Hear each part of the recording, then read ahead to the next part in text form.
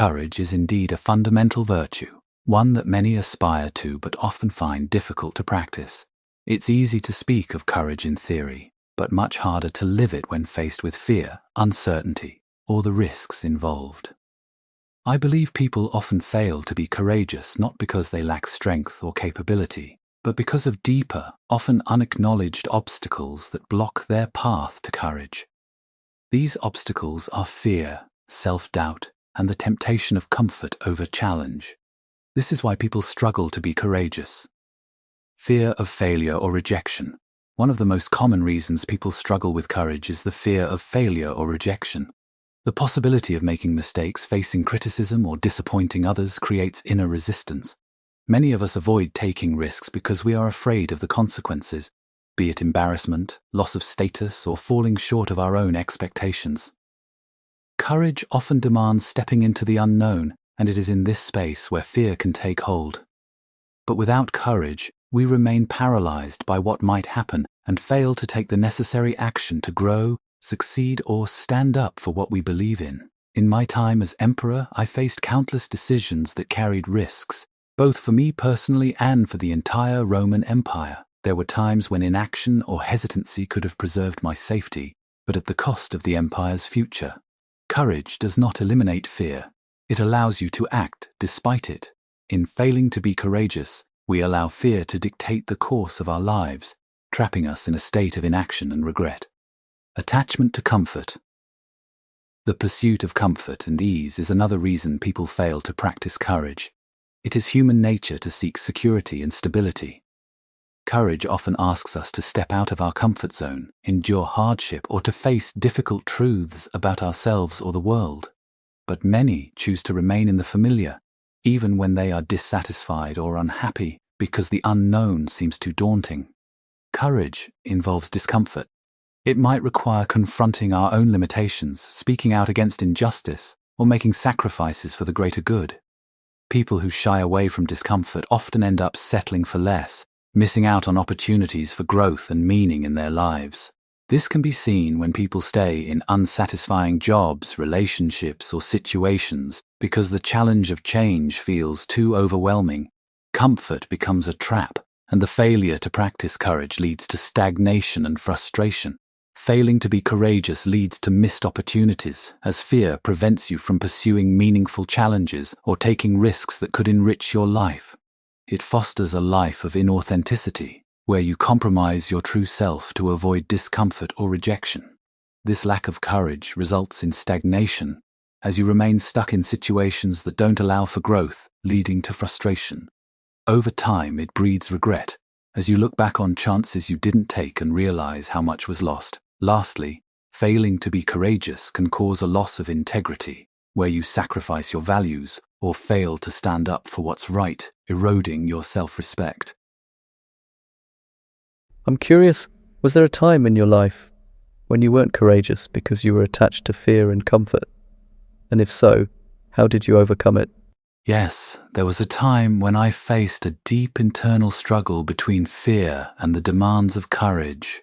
A moment where I nearly allowed comfort and security to hold me back from taking bold action. It happened during the Marcomannic Wars, when the Roman Empire faced constant threats from barbarian tribes along the northern frontier.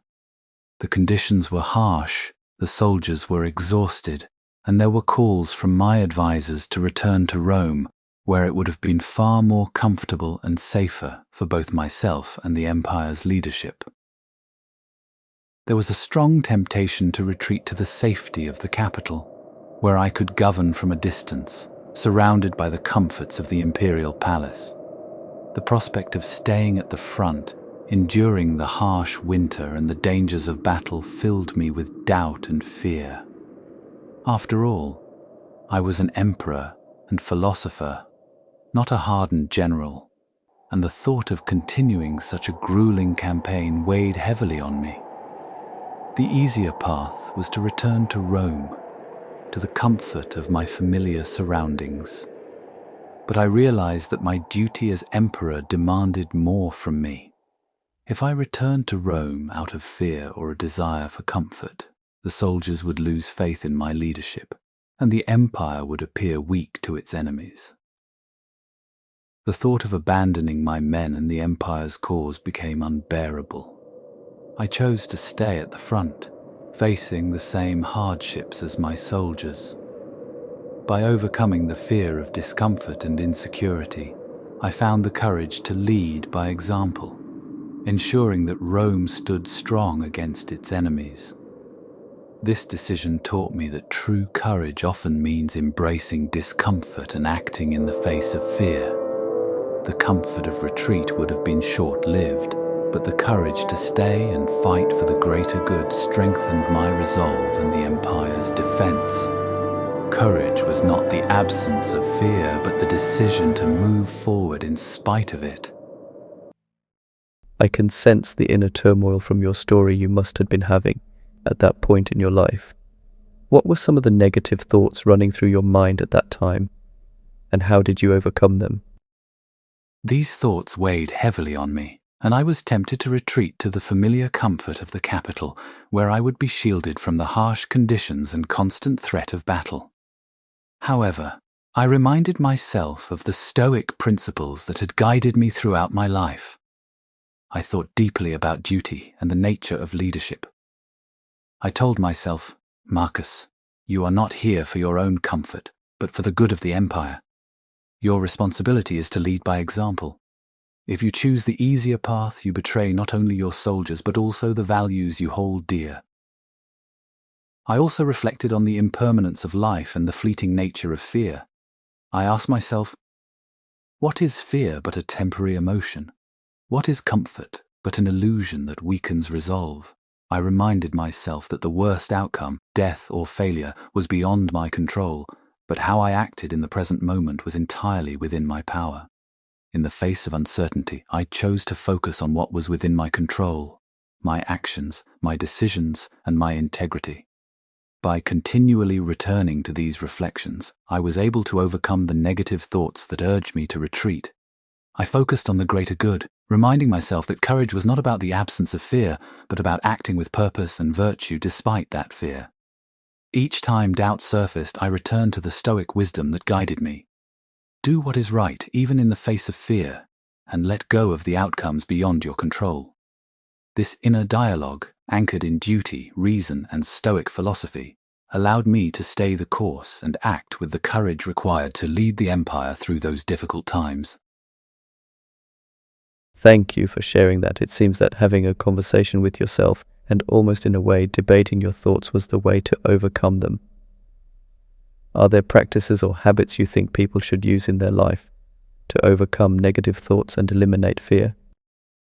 Yes, you're exactly right. Engaging in an internal dialogue and challenging negative thoughts is a powerful way to overcome fear and doubt. This practice, rooted in Stoic philosophy, helps you gain clarity and separate emotion from reason. It's something anyone can do, and I believe there are several effective habits and practices people can adopt to overcome negative thoughts and eliminate fear. 1. Daily reflection or journaling.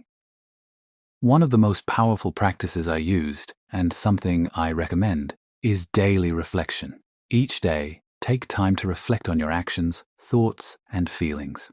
In my own life, I would write down thoughts in what later became known as the meditations. This habit allows you to examine your fears and doubts from a distance. Identify where your thoughts are driven by emotion rather than reason. Reflect on how you responded to challenges and how you can improve. By writing down your thoughts, you gain perspective and can question the validity of your fears. Ask yourself, are these fears rational? Are they within my control? What actions can I take to confront them? This process helps to declutter your mind and focus on what is within your control. It's a habit that builds both self-awareness and mental resilience. 2. Challenge your thoughts through Socratic questioning. As you mentioned, debating your own thoughts is a powerful tool for overcoming negativity. This is known as Socratic questioning, a method of critically examining your thoughts through rational inquiry. When a negative or fearful thought arises, don't accept it at face value. Challenge it. Ask yourself, is this thought based on facts or assumptions? What is the worst that could happen? Could I handle it? Is this fear protecting me or holding me back? By asking these questions, you force yourself to break down irrational fears and see them for what they are, temporary emotions that often lack substance. This practice allows you to replace negative thoughts with rational, constructive ones. Visualize fear and overcome it. A powerful practice is to confront your fears mentally before they even arise in reality. In Stoicism, this is known as premeditatio malorum, or the premeditation of evils. It involves visualizing the worst-case scenario so that you can mentally prepare for it. To practice this, imagine the fear or negative outcome you dread. Visualize yourself facing it calmly and with courage. Focus on how you would respond to the situation with your best virtues: wisdom, courage, and resilience. By visualizing the worst, you train your mind to accept and overcome it if it does happen. This reduces the power of fear because you've already mentally rehearsed how to deal with the situation.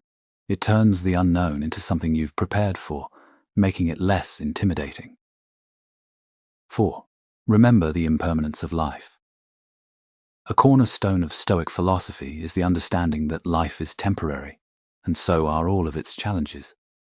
Reflecting on the impermanence of life helps to put fear in perspective. When you realize that time is limited, you are less likely to let fear hold you back from pursuing meaningful actions. Ask yourself, will this fear matter a year from now? If life is short, do I want to spend it avoiding challenges or pursuing what matters? By remembering that life is fleeting, you can shift your focus from avoiding discomfort to making the most of your time. This mindset helps you break free from the paralysis of fear and encourages bold, courageous living. Incorporating these habits into your life, you'll find that fear loses its power, and you can move forward with clarity, purpose, and courage. These practices help train the mind to act with reason and resilience, even in the face of adversity. Thank you for all your valuable wisdom and insights on what it truly means to live a purposeful and meaningful life. My final question to you is, if you had one more day left to live, how would you use it? If I had but one more day to live, I would spend it in the same manner I have sought to live every day, with intentionality, gratitude, and virtue. I would begin by reflecting on the great gift of life and the many lessons it has taught me, focusing not on what is to come, but on the present moment, the only time truly within my control. I would dedicate time to those I love, offering them my attention and presence.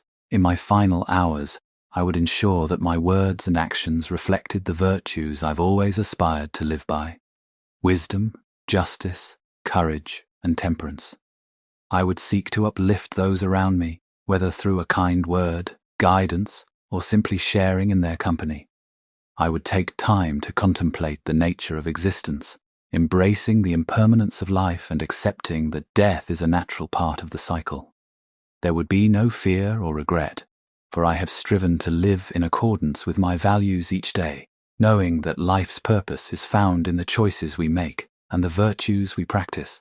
My last day would be spent mindfully, without distractions, savoring each moment as it comes, and leaving the world with a heart at peace. Ultimately, I would embrace the present, ensuring that my last acts reflected the kind of life I have always sought to live, one of integrity, compassion, and service to others. In that, I would find meaning, even in the final moments. Check out the full interview with Marcus Aurelius right here, and I'll see you there. For those today facing challenges, ask yourself, are my actions driven by fairness and responsibility, or by personal desires for revenge or retribution? How can I ensure that justice serves not just me, but the well-being of those around me?